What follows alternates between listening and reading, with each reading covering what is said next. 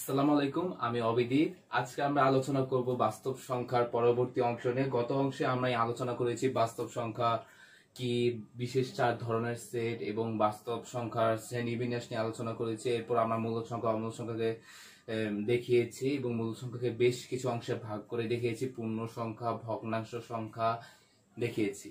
তো আজকে আমরা আলোচনা করব মূলত 6টি অংশ নিয়ে আমি ভাগ করে দিয়েছি এখানে। প্রথমে আমরা আলোচনা করব অমূলদ সংখ্যার বৈশিষ্ট্য, তারপর আমরা আলোচনা করব নির্দিষ্ট দুটি সংখ্যার মাঝে অমূলদ সংখ্যা বের করা, অর্থাৎ তোমাদের বইয়ের উদাহরণ 1-এ আছে সেটি।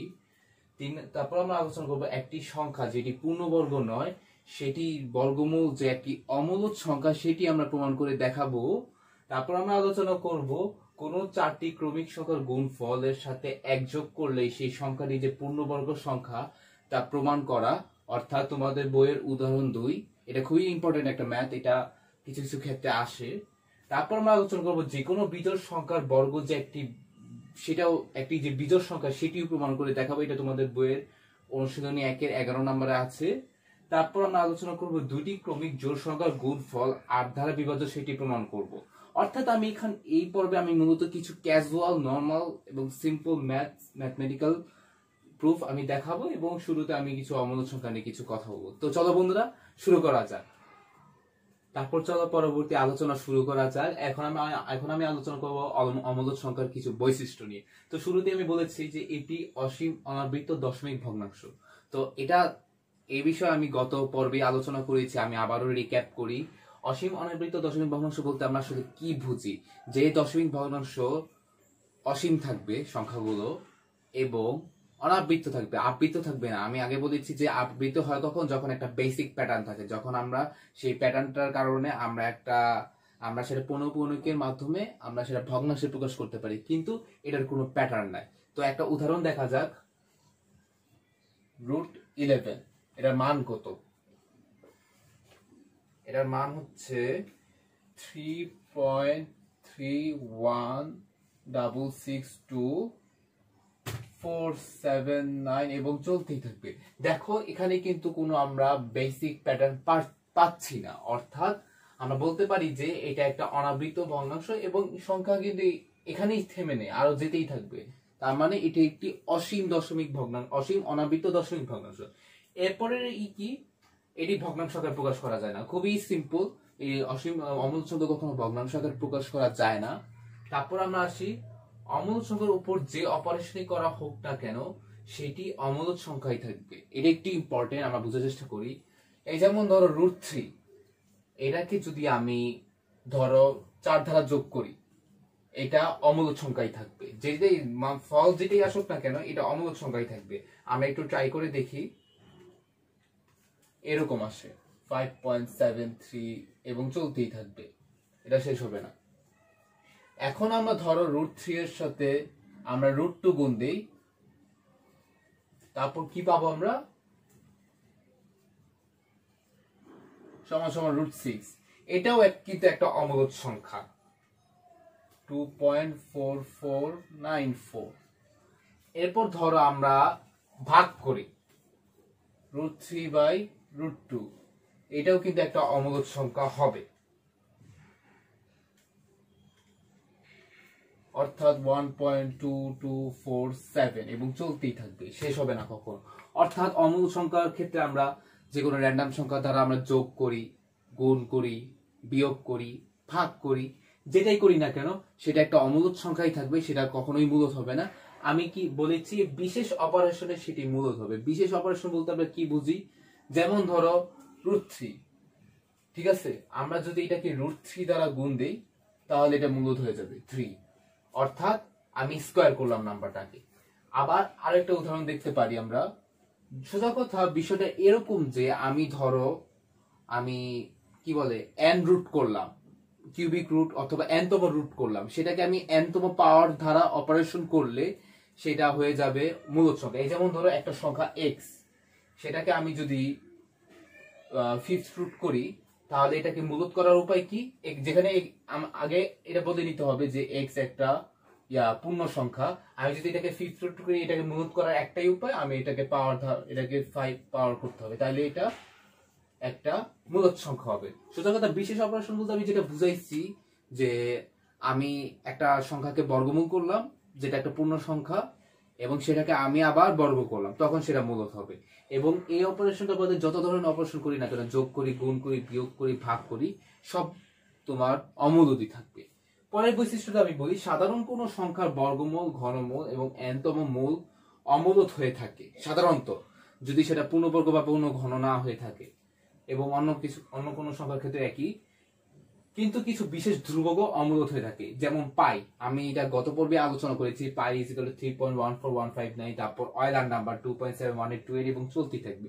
এই ধরনের বিশেষ ধ্রুবক কোনো উৎপত্তিটা কোনো সংখ্যার ঘনমূল বা বর্গমূল থেকে হয় নাই, তো এই বিশেষ ধ্রুবক তোমার অমূলদ সংখ্যা। এক্ষেত্রে আমি যেই অপারেশনই করি না কেন এটা অমূলদই থাকবে। তো চলো আজকে আমরা আমাদের প্রথম অঙ্ক শুরু করি। তো এখানে আমি এটা একটা টাইপ ম্যাথ, অর্থাৎ নির্দিষ্ট দুইটা সংখ্যা দেওয়া থাকবে, এর মধ্যে সাধারণত একটা অমূলদ হয়ে থাকে।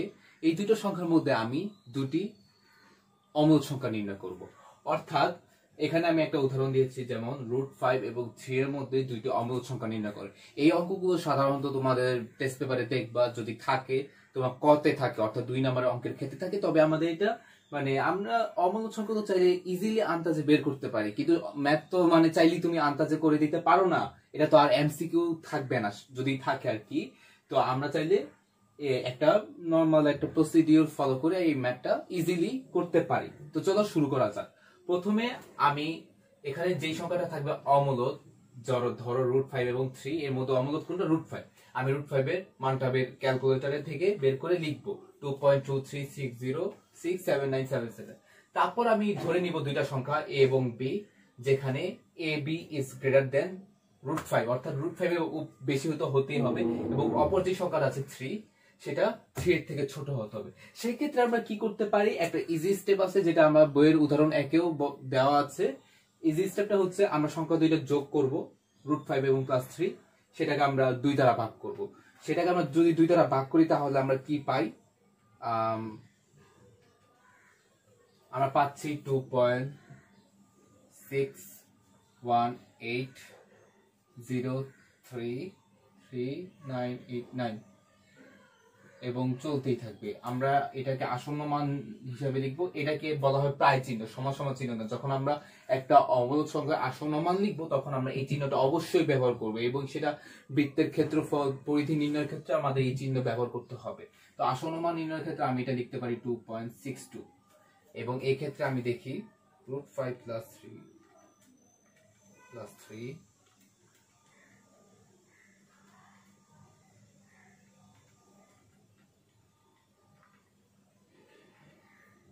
এই ক্ষেত্রে আমি বের করতে পারি 2.74535 এবং চলতেই থাকবে। এবং আসন্ন মান নির্ণয়ের ক্ষেত্রে আমি এটা দিতে পারি 2.75।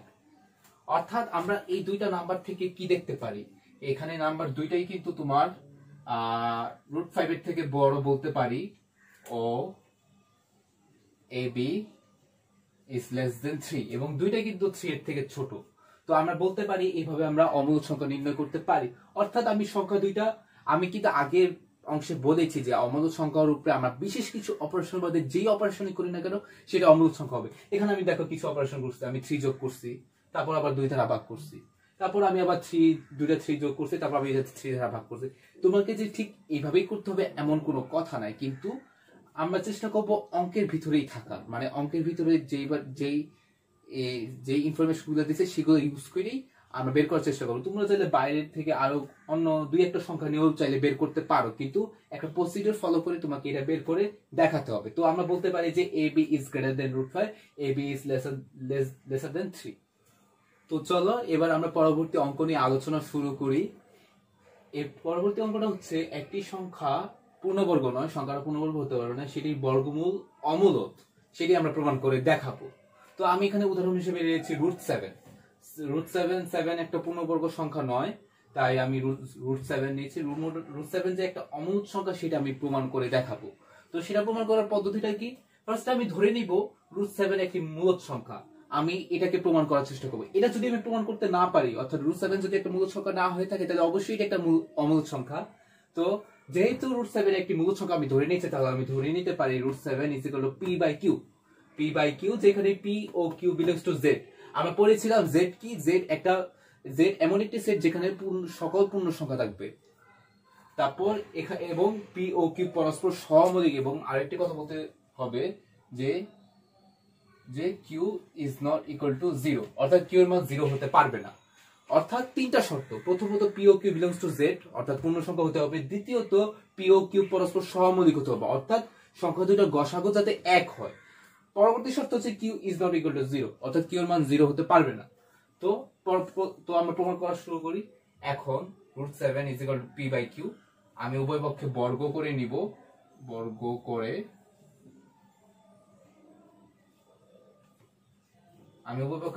পাই 7 = p²/q²। তারপর কি, আমি উভয় পক্ষে q দ্বারা গুণ করে নিব। q দ্বারা গুণ করে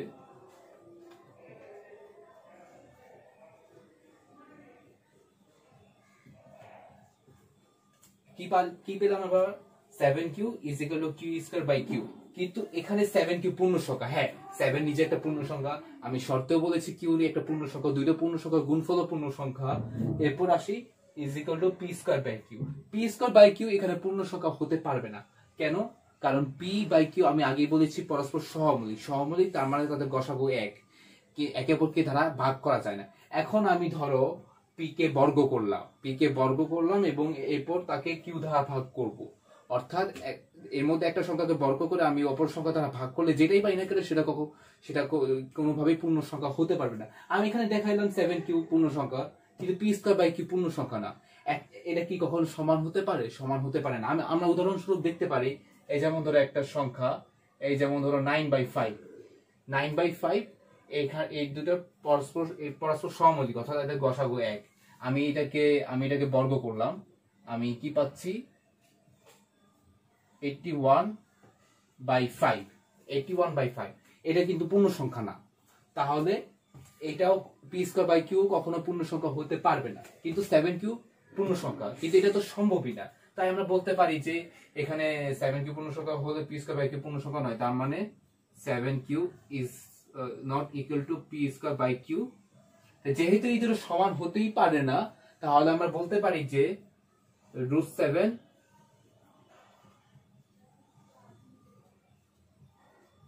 একটি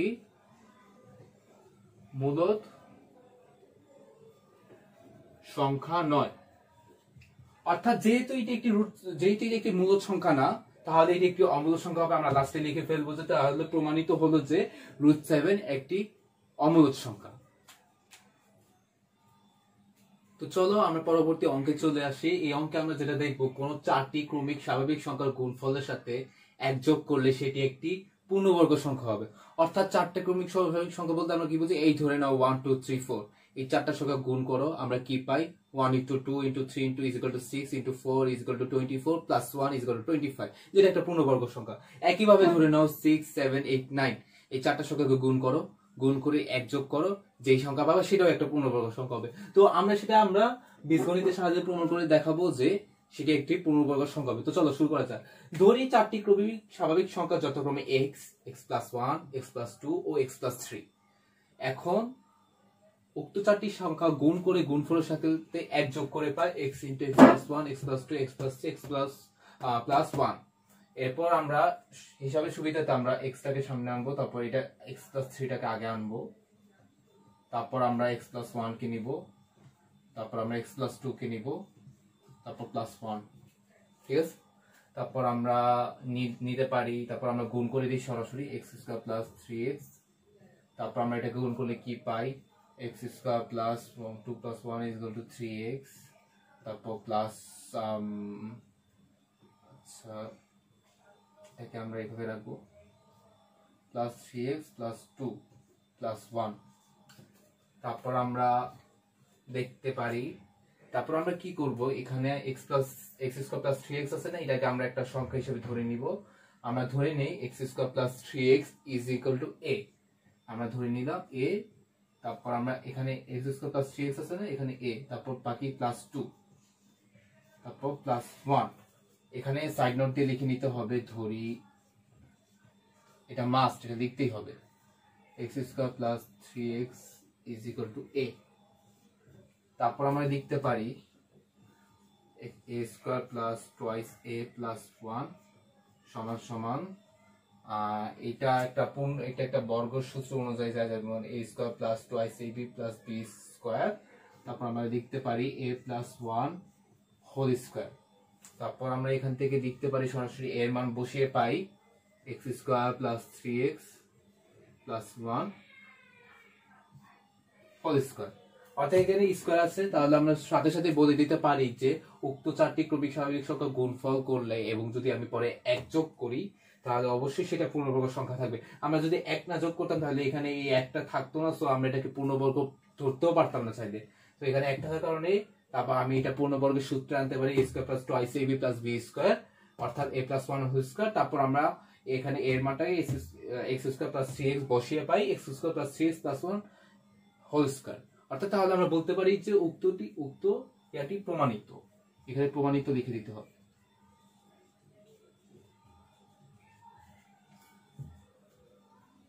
তারপর চলো এখন আমরা পরবর্তী অঙ্কে আলোচনা করা শুরু করি। এটি তোমাদের বইয়ের অনুশীলনী 11 ক তে আছে। প্রমাণ করো যে যেকোনো বিজোড় পূর্ণ সংখ্যার বর্গ একটি বিজোড় পূর্ণ সংখ্যা। অর্থাৎ যেকোনো একটা বিজোড় সংখ্যা যেটাকে আমরা পূর্ণবর্গ করবো সেটাও একটা বিজোড় সংখ্যা হবে। এবং জোড় সংখ্যার ক্ষেত্রে কিন্তু জিনিসটা সত্যি, তুমি যে কোনো জোড় সংখ্যাকে যদি পূর্ণবর্গ করো সেটাও একটি জোড় সংখ্যা হবে এবং বিজোড় সংখ্যার ক্ষেত্রেও সেটি ঘটে থাকে। সেটা আমরা বীজগণিতের সাথে প্রমাণ করার চেষ্টা করব যে যেকোনো বিজোড় পূর্ণ সংখ্যার বর্গ একটি বিজোড় পূর্ণ সংখ্যা। তো চলো শুরু করা যাক। প্রথমে আমি একটা পূর্ণ সংখ্যা ধরে নিব, তারপর আমি লিখবো যে 2 টুয়াইস x মাইনাস 1 একটা বিজোড় সংখ্যা। x যেহেতু একটা পূর্ণ সংখ্যা তার মানে খুব স্বাভাবিকভাবেই টুয়াইস x একটা জোড় সংখ্যা হবে। x এর মান তুমি 1 2 3 4 যেটাই ধরো না কেন, তুমি সেটাকে 2 দ্বারা গুণ করলে সেটি একটি জোড় সংখ্যা হবে। অর্থাৎ আমরা জানি যে কোনো একটা সংখ্যাকে আমি যদি একটা জোড় সংখ্যা দ্বারা গুণ করি সেটিও একটি জোড় সংখ্যা হবে। এবং টুয়াইস x যদি একটা জোড় সংখ্যা হয়ে থাকে সেটা থেকে 1 বিয়োগ করি সেটা একটা হবে বিজোড় সংখ্যা। অর্থাৎ আমরা বলতে পারি টুয়াইস x মাইনাস 1 একটা বিজোড় সংখ্যা।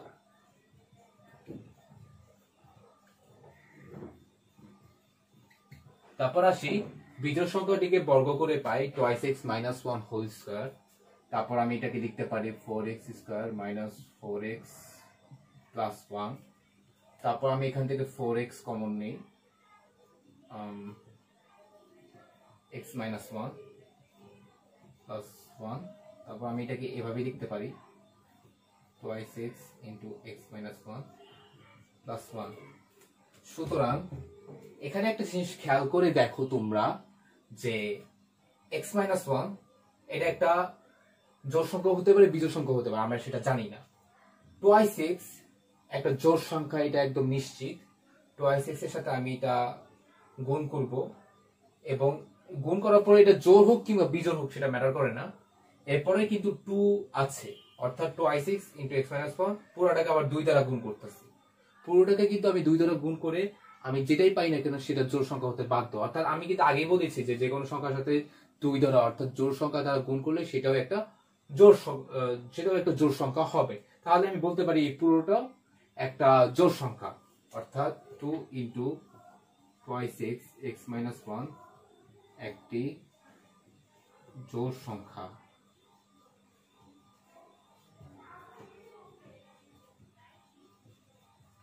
তারপর কি আসে প্লাস 1, অর্থাৎ আমরা একটা জোড় সংখ্যার সাথে আমি আগে বলেছি এক বিয়োগ করলে বিজোড় সংখ্যা হয়, ঠিক তেমনি এক যোগ করলেও কিন্তু বিজোড় সংখ্যা হয়। জোড় সংখ্যার পরের সংখ্যা বিজোড়, আগের সংখ্যা বিজোড়। তাহলে যেহেতু এখানে প্লাস 1 আছে সুতরাং 2 ইন্টু আমরা বলতে পারি যে 2 into twice x x minus 1 plus 1 ও একটি বিজোড় সংখ্যা হবে।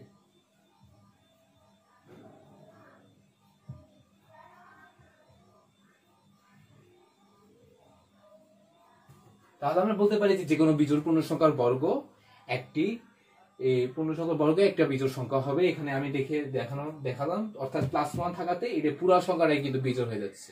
তাহলে উক্ত সংখ্যাটি প্রমাণিত। এখন আমরা পরবর্তী অঙ্কে চলে এসেছি। পরবর্তী অঙ্কটা হচ্ছে প্রমাণ করতে হবে যে দুটি ক্রমিক জোড় সংখ্যার গুণফল 8 দ্বারা বিভাজ্য।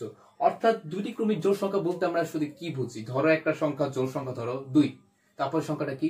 ক্রমিক জোড় 4। অর্থাৎ এই দুইটা সংখ্যার গুণফল 8 দ্বারা বিভাজ্য। আমরা যদি 4 দিয়ে 2 দ্বারা গুণ করি তাহলে পাচ্ছি 8, যেটা 8 দ্বারা বিভাজ্য। এরপর আমরা আরেকটা উদাহরণের কথা চিন্তা করি, ধরো 10। 10 এর পরের ক্রমিক সংখ্যা কি? 12। দুইটাকে গুণ করলে কি পাই? 120। 120 কি 8 দ্বারা বিভাজ্য? অবশ্যই 8 দ্বারা বিভাজ্য। তারপর এটাকে আমরা এখন বীজগাণিতিক ভাবে আমরা সেটা প্রমাণ করে দেখাবো। আমরা ধরি x একটি পূর্ণ সংখ্যা, অর্থাৎ টুয়াইস x এবং টুয়াইস x প্লাস 2 দুটি ক্রমিক জোড় সংখ্যা। অর্থাৎ x যাই হোক না কেন, বিজোড় হোক জোড় হোক, সেটা আমাদের দেখার বিষয় না। যেটাকে যদি আমরা 2 দ্বারা গুণ করি আমরা সেটা একটা জোড় সংখ্যা পাচ্ছি, এবং সেটাকে আমরা যদি আরো 2 দ্বারা যোগ করি আমরা পরবর্তী জোড় সংখ্যা পাচ্ছি, টুয়াইস x এবং টুয়াইস x প্লাস 2 দুটি ক্রমিক জোড় সংখ্যা। সংখ্যা দুটি গুণ করে পাই twice x into twice x plus 2। তারপর আমরা এটাকে গুণ করি 4x স্কয়ার প্লাস 4x। আমরা টুয়াইস x কে টুয়াইস x দ্বারা গুণ করে পাচ্ছি 4x। তারপর টুয়াইস x কে 2 দ্বারা গুণ করে পাচ্ছি 4। তারপর এখান থেকে আমরা 4x কমন নিব। 4x কমন নিয়ে পাই 4x, কমন নিয়ে পাই 4x ইন্টু x প্লাস 1। এখানে একটা জিনিস খেয়াল করো, এখানে এই যে x এবং x প্লাস 1, এখানে x এর মান আমি আগে বলেছি জোড় কিংবা বিজোড় এটা ম্যাটার করে না। x যদি জোড় হয় ধরে নিলাম তাহলে কিন্তু x প্লাস 1 বিজোড়, এবং x যদি বিজোড় হয় তাহলে কিন্তু x প্লাস 1 জোড়। এটা স্পষ্ট। এবং সংখ্যা দুটো আমি গুণ করি, গুণ করে যেটাই পাই না কেন সেটা হবে জোড় সংখ্যা। আমি আগের অংশে বলেছিলাম যে কোনো একটা সংখ্যার সাথে যদি আমি একটা জোড় সংখ্যা গুণ করি, গুণফল আমি যেটাই পাই না কেন সেটা হবে জোড় সংখ্যা, অর্থাৎ x ইন্টু x প্লাস 1। এই পুরোটাই কি? জোড় সংখ্যা, অর্থাৎ সংখ্যাটি 2 দ্বারা বিভাজ্য। এরপর কিন্তু আছে 4। x ও x প্লাস 1 দুটি ক্রমিক সংখ্যা, তাই সংখ্যা দুটির গুণফল জোড় সংখ্যা। যেহেতু সংখ্যাটি 4x ইন্টু x প্লাস 1, অর্থাৎ জোড় সংখ্যার সাথে 4 গুণ, অর্থাৎ 4 দুগুণ 8 করলে সংখ্যাটি 8 দ্বারা বিভাজ্য হবে। কি বললাম? আমি একটা জোড় সংখ্যার সাথে যদি 4 দ্বারা গুণ করি, 4 দুগুণে 8, ঠিক কিনা? সেই হিসেবে কিন্তু পুরো সংখ্যাটা 8 দ্বারা বিভাজ্য হচ্ছে। সোজা কথা, একটা সিম্পল একটা এখানে আমরা প্রমাণ দিতে পারি যে আমরা একটা জোড় সংখ্যার সাথে 4 গুণ করলে কিন্তু সংখ্যাটা 8 দ্বারা বিভাজ্য পাচ্ছি। তাই আমরা বলতে পারি যে এই যে কোনো দুটি ক্রমিক জোড় সংখ্যার গুণফল 8 দ্বারা বিভাজ্য হবে। তো বন্ধুরা, আজ এতটুকুই। তোমাদের সাথে খুব শীঘ্রই আবার দেখা হবে। তো আজকে আমি মূলত আলোচনা করেছি কিছু সিম্পল ম্যাথ নিয়ে এবং সেগুলোর প্রমাণ। আমরা পরবর্তী অংশে আলোচনা করব দশমিক ভগ্নাংশ এবং সাধারণ ভগ্নাংশ, রূপান্তর এবং পৌনঃপুনিক। এখানে কিছু সিম্পল এবং ইজি ট্রিক্স আছে, সবগুলো আমি দেখাবো। তো তোমাদের আজকের ভিডিওতে যত অঙ্ক দেখানো হয়েছে সেখানে নেই কোনো প্রশ্ন থাকলে সাথে সাথে কমেন্ট বক্সে দিবা। আমি যথাসাধ্য চেষ্টা করবো সেটি বেস্ট আনসার দেওয়ার। এছাড়াও আমরা খুব শীঘ্রই একাডেমিক টক শোতে সেটি নিয়ে আলোচনা করবো এবং ডিসকাশন করব। তোমরা অবশ্যই একাডেমিক টক শোর ফেসবুক পেজেরটাকে ফলো করবে এবং সেখানকার লাইভ শো গুলো রেগুলার দেখবে। তো আজ এতটুকুই। আল্লাহ হাফেজ।